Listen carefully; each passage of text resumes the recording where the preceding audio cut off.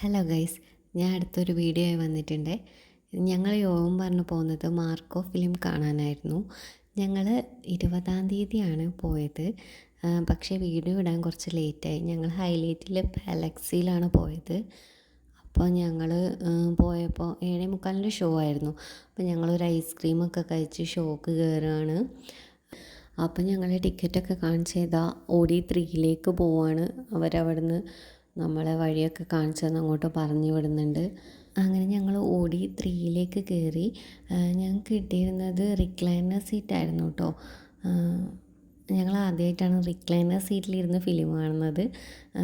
നല്ല കംഫർട്ടബിളായിരുന്നു. നമ്മൾ വീട്ടിലിരുന്ന് കാണുന്ന പോലെയൊക്കെ തന്നെ ഉണ്ടായിരുന്നുള്ളൂ. നല്ല സുഖമായിട്ട് കാണാൻ പറ്റി. പിന്നെ ഫിലിമിനെ കുറിച്ച് പറയുകയാണെങ്കിൽ സൂപ്പർ ഫിലിമാണ്. പക്ഷേ വയലൻസ് എന്ന് വെച്ചാൽ അതിൻ്റെ എക്സ്ട്രീം ലെവലിലുണ്ട്.